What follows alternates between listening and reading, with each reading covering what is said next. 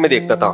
میں نے واقعہ سنا ہے نا, ہم جب چھوٹے بچے تھے تو اب کسی کو پتہ نہیں ہوگا, غیبت نہیں ہوگی, وہ بیچارے کو اللہ مغفرت فرمائے, تو انتقال بھی ہو گیا ہوگا اس کا بہت پہلے. ہمارے محلے میں ایک دکاندار تھا مسلمان, تو ہم 4 آنے 8 آنے ملتے تھے نا اس زمانے میں, تو ہم 4 آنے لے کے جاتے تھے کچھ خریدنے کے لیے. تو 4 آنے کو ٹیوب لائٹ میں دیکھتا تھا یوں کر کے, یہ 2 نمبر تو نہیں ہے. 4 آنے پتہ ہے کسے کہتے ہیں؟ 1 روپے کا 1/4. یا تو ہوتا نا وہ 5000 کا نوٹ لے کر گیا ہو, ڈالر لے کر گیا ہو. چونی کو نا گھنٹوں گھنٹوں یوں دیکھتا تھا, تو ہم نے اس کا نام رکھ دیا تھا بنیا. ہم بچوں کو غصہ آتا تھا, یار بس کر یار, چونی کون 2 نمبر لے کر آئے گا, اور 2 نمبر چونی لائے گا بھی تو لوہے کی ہوگی نا, لوہے کی بھی تو کچھ ویلیو ہے. تو یہ کہاں سے کہاں بات آ گئی, میں پتہ نہیں کس. ہاں, تو اپنا حق لیتے ہوئے پورا لیتے ہیں, کسٹمر کو دیتے ہوئے کیا کرتے ہیں, ڈنڈی مارتے ہیں. شعیب علیہ السلام کی قوم میں یہ بیماری تھی. شعیب علیہ السلام نے کہا اوفوا الکیل والمیزان, ناپ تول میں کمی مت کیا کرو, پورا کسٹمر کو ٹھگا مت کرو, اور زمین میں فساد مت پھیلاؤ. تو واذکروا اذ کنتم قلیلا فکثرکم, تم تھوڑے تھے, اللہ نے تمہاری آبادی بڑھا دی. اس سے پتہ چلتا ہے آبادی کا بڑھنا نعمت ہے. تمہیں اللہ نے تمہیں اتنی نسل دی ہے, تمہاری قوم بڑھ گئی, تمہاری آبادی بڑھ گئی. اور دیکھو پہلے لوگ کیسے فسادی تھے, ان کا تباہ کیسے اللہ نے کیا. لیکن وہ قوم بھی کیا کہنے لگی لنخرجنک یا شعیب والذین آمنوا معک من قریتنا, اے شعیب تجھے بھی اور جو تیرے ساتھ ایمان لائے ہیں سب کو بستی سے باہر نکال دیں گے. اور پھر وہی قال الملأ الذین کفروا من قومہ, قوم کے بڑے وڈیرے آ گئے اور ایمان والوں سے کہنے لگے اگر تم شعیب کو فالو کرو گے خسارے میں چلے جاؤ گے. خسارہ کیا تھا, قوم سے کٹ جاؤ گے, ترقی میں پیچھے چلے جاؤ گے. اللہ کہتے ہیں ہم نے ان پر بھی قوم پر عذاب آیا. الذین کذبوا شعیبا, اے لوگوں جنہوں نے شعیب کو جھٹلایا, کأن لم یغنوا فیہا, ایسے نام و نشان مٹ گیا جیسے کبھی زمین میں رہے تھے ہی نہیں. الذین کذبوا شعیبا کانوا هم الخاسرین, شعیب کو ماننے والے خساروں میں نہیں ہوئے, نہیں ماننے والے خسارے میں چلے گئے. اس سے پتہ چلتا ہے کافر کی ظاہری ترقی دیکھ کر کبھی متاثر نہیں ہونا چاہیے. فتولی عنہم, شعیب علیہ السلام نے بھی وہی کیا جو ہود علیہ السلام نے, قوم سے منہ موڑا. جب تباہ ہو گئی نا بستی, منہ موڑا. وقال یا قوم, کہنے لگے اے میری قوم, قد ابلغتکم رسالات ربی, میں نے اپنے رب کا پیغام تمہیں پہنچا دیا. وانا صحت لکم, میں نے تمہارا بھلا چاہا تھا, برا نہیں چاہا تھا. فکیف آسیٰ علی قوم کافرین, اب میں کیسے تم پر افسوس کروں, مجھے تم پہ ترس بھی نہیں آ رہا. تباہ ہو گئے ہو, مجھے تم پہ رونا بھی نہیں آ رہا. پوری کوشش کر لی تھی بچانے کی, جو خود ہی تباہ ہونا چاہے اسے کون بچا سکتا ہے. یہ چند واقعات تھے. اس کے بعد موسیٰ علیہ السلام کا لمبا واقعہ وہ میں چھوڑ دیتا ہوں, آگے ذکر کروں گا. چند آیتیں آج بہت اہم ہیں, وہ جلدی میں, جیسے سورہ مائدہ میں اور سورہ آل عمران میں مسیحی برادری سے خطاب زیادہ تھا نا, تو آج جو ہم نے سورہ اعراف ختم کی ہے اس کے آخر میں ہندو برادری سے خطاب بولو زیادہ. تو میں ہندو برادری سے گزارش کروں گا کہ آپ سورہ اعراف کی یہ جو رکوع ہے,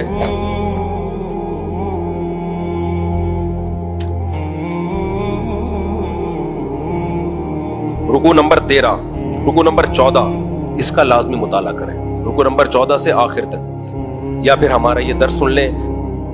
ہم آپ کے بدخواہ نہیں ہیں, ہمیں کوئی, آپ جو کر رہے ہیں, آپ جس مذہب کو فالو کر رہے ہیں, ہمارا کیا اس سے لینا دینا, لیکن ہم اللہ کا پیغام آپ تک ضرور پہنچانا چاہتے ہیں. جو بھی بت پرستی کرتے ہیں, تو قرآن کیا کہتا ہے, قرآن کہتا ہے دیکھو هو الذی خلقکم من نفس واحدہ. اس آیت کا خلاصہ کیا ہے, اکثر کیا ہوتا ہے بے اولاد لوگوں کو جب اولاد مل جاتی ہے تو مشرک کیا کرتا ہے, جو ہندو ہیں وہ اس پتھر کے بنے ہوئے بت کے کھاتے میں ڈال دیتے ہیں. جب بھی ہمیں کوئی بڑی نعمت ملتی ہے مشکلات کے بعد, دنیا میں کیا ہوتا ہے بھائی, اولاد نہیں ہو رہی یا اور کوئی روزگار نہیں مل رہا, مشکل میں آتے ہیں. ایتھیسٹ تو کہیں بھی نہیں جاتا, وہ تو اللہ سے بھی نہیں مانگتا, اس کا تو پھر ٹاپک ہی الگ ہے. جو خدا کو ماننے والے لوگ ہیں ان میں کچھ لوگ ایسے ہیں جو بتوں کے پاس چلے جاتے ہیں, جیسے ہندو ہو گئے, بدھسٹ ہو گئے, وہ پھر اپنے مندروں میں جاتے ہیں, چڑھاوے چڑھاتے ہیں اور سجدے کرتے ہیں. کچھ کہاں چلے جاتے ہیں؟ مزاروں پہ چلے جاتے ہیں، داتا دربار کے مزار پہ جانے سے اولاد ملے گی، فلانے کے مزار پہ جانے سے اولاد ملے گی، فلانے کے مزار پہ جانے سے۔ تیسرا طبقہ ہے جو عاملوں کے پاس چلا جاتا ہے کہ وہ کچھ تعویذ گنڈے دیں گے اور کچھ بندش روکیں گے تو ہمارے اولاد ہو جائے گی۔ ان تینوں پہ رد ہے ان آیات میں، سمجھتے ہو؟ اللہ تعالیٰ قرآن میں فرماتے ہیں کہ دیکھو فلما آتاہما صالحا، فرمایا جب نا امیدی کے بعد اللہ تمہیں اولاد عطا فرماتا ہے، جعل لہ شرکاء فیما آتاہما، اولاد دی تھی اللہ نے، انہوں نے اللہ کے ساتھ دوسروں کو شریک ٹھہرا لیا۔ ایشرکون ما لا یخلق شیئا، اللہ کہتے ہیں کہ کیا تم ان کو شریک کرتے ہو جو کچھ بنا ہی نہیں سکتے؟ ان عاملوں کو دیکھ لو، آپ عاملوں کو دیکھ لو، یہ اپنی پریشانیاں دور نہیں کر سکتے، یہ تمہاری پریشانیاں کہاں سے دور کریں گے؟ جو قبروں میں بابے لیٹے ہوئے ہیں، جن کے پورے دھڑ کام نہیں کر رہے، پورا دھڑ کام نہیں کر رہا، وہ آدھا دھڑ جس کا کام نہ کر رہا ہو، فالج کا مریض ہو، اس کو شفا دے سکتے ہیں؟ اللہ کہتے ہیں ما لا یخلق شیئا، یہ تو کچھ بنا ہی نہیں سکتے۔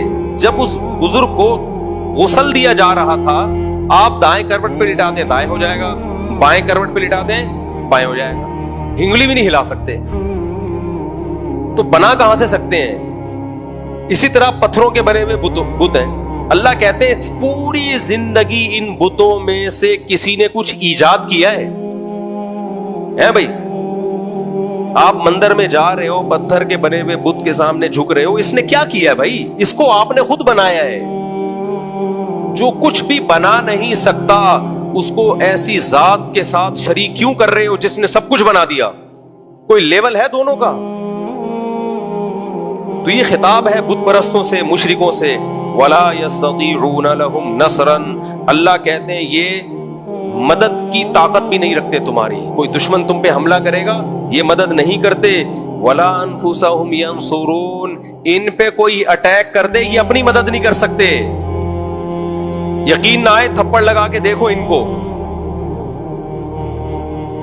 سمجھ میں آ رہی ہے بات؟ تھپڑ لگا کے دیکھو ان کو۔ کسی بابے کے مزار پہ کوئی بلڈوزر چلائے، بابا روک سکتے ہیں وہ بلڈوزر؟ ان عامل کو آپ تھپڑ لگاؤ، بولو تو لا کے دکھا جن، بیٹھے رہو قیامت تک کوئی جن نہیں آئے گا۔ یہ عاملوں کی شامت جب آتی ہے جب پولیس موبائل چھاپا پڑتا ہے ان کے اوپر، سارے جن چڑیل سمیت یہ بھاگتے ہیں۔ ابے تم تو پولیس والے موبائل آ رہی ہے تمہیں پکڑنے کے لیے، تم تو 5-6 جنات بھیج دو موبائل کے پیچھے۔ ایسا بھاگتا ہے نا عامل پولیس والوں کو دیکھ کے، یا تو پولیس والا اس کا مرید ہوگا پھر تو ایک الگ بات ہے، نہیں ہے اگر گرفتار کرنے آ رہا ہے۔ ایک پولیس والا آیا، مجھے بڑا آفیسر تھا وہ، مجھے کہنے لگا مجھ پہ جن نے مجھے یوں ہو رہا فلانا عامل نے بھیجا۔ ابے میں نے کہا یار آپ SHO ہو یار، آپ کو کیا ہو گیا بھائی؟ میں نے کہا آپ موبائل لے کے جاؤ، اس کو اٹھا کے جیل میں بند کر دو۔ کہہ رہے ہیں، میں نے کہا ہاں، کچھ بھی نہیں ہوگا، یہ نفسیاتی اثر ہوتا ہے۔ تو اللہ کہتے ہیں وَلَا أَنفُسَهُمْ يَنصُرُونَ، یہ بت، یہ قبروں میں پڑے ہوئے مردے چاہے بزرگ کیوں، اور یہ عامل تو میں نے خود لگا دیا ہے، اللہ نے ذکر نہیں کیا، لیکن عاملوں کو بھی لوگوں نے اصل میں معبود ہی بنا لیا ہے، اس لیے میں اس کا لاحقہ، کیونکہ اصل مقصد کیا ہے؟ اللہ کے علاوہ کسی سے لا لگاؤ گے تو پھر حشر تمہارا یہی ہوگا۔ اللہ کہتے ہیں وَلَا أَنفُسَهُمْ يَنصُرُونَ، یہ اپنی مدد بھی نہیں کر سکتے، پولیس سے اپنے آپ کو نہیں بچا سکتے۔ یہاں ایک مشہور اشکال ہے کہ بھائی پھر اللہ بیت اللہ کو کیوں نہیں بچا لیتا؟ کتنی دفعہ بیت اللہ کو ڈھا دیا گیا نا، اور حدیث میں تو آتے ہیں قرب قیامت میں بیت اللہ ڈھا دیا جائے گا، حج بند ہو جائے گا۔ بھائی بچا سکتا ہے، بچاتا نہیں ہے، اس کی حکمتیں ہیں، وہ اللہ کا گھر ہے، وہ اللہ تھوڑی ہے۔ بات ہو رہی ہے اللہ اپنے آپ کو، اللہ کو کوئی کچھ نہیں بگاڑ سکتا۔ ہاں اللہ کے گھر کو اگر کوئی گرا دے تو یہ ظلم ہے، دنیا میں ظلم ہوتا ہے نا، اللہ کے بندوں کو مار بھی دیتے ہیں لوگ۔ کہ ایک عیسائی نے اسلام پہ اعتراض کیا، بولا تمہارے ہاں تم یہ کہتے ہو کربلا میں حضرت حسین رضی اللہ تعالی عنہ کا مظلومانہ قتل ہوا، تو تمہارے اللہ نے بچایا کیوں نہیں نبی کے نواسے کو؟ اس کا مطلب معاذ اللہ محمد صلی اللہ علیہ وسلم تو پھر اللہ کے نبی ہے ہی نہیں۔ بھائی اللہ کے نبی ہوتے تو اللہ اپنے نبی کے نواسے کی حفاظت تو کرتا نا، اللہ نے کیوں نہیں حفاظت کی؟ اس کا جو تحقیقی جواب ہے وہ کیا ہے؟ بھائی حفاظت کر سکتا ہے لیکن حفاظت کی نہیں، کیونکہ دنیا دار الامتحان ہے، اس میں ظلم بھی ہوگا نیک لوگوں پر۔ زکریا علیہ السلام کو آرے سے چیرا گیا، حضرت عثمان کو مظلومانہ شہید کیا گیا. اس کا جواب قرآن دیتا ہے وَلَا تَحْسَبَنَّ اللَّهَ عَمَّا يَعْمَلُ الظَّالِمُونَ. جو ظالم کر رہے ہیں اللہ اس سے غافل نہیں ہے. اللہ انما يُؤَخِّرُهُمْ لِيَوْمٍ تَشْخَصُ فِيهِ الْأَبْصَارُ. ایک قیامت آنے والی ہے جس میں اللہ تعالیٰ حساب و کتاب لے گا.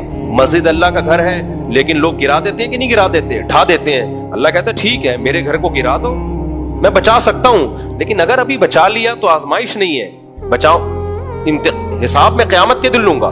اللہ کے بندوں کو بھی شہید کیا جاتا ہے, پیغمبروں کو بھی شہید کیا گیا, نیک لوگوں کو بھی قتل کیا جاتا ہے, مسجدیں بھی گرائی جاتی ہیں. تو ایسے ہی قرب قیامت میں بیت اللہ بھی گرا دیا جائے گا. تو اللہ بچا سکتا ہے, بچاتا نہیں, ایک حکمت ہے, لیکن اللہ کو کوئی کچھ نہیں کر سکتا, اللہ کو کوئی نقصان نہیں.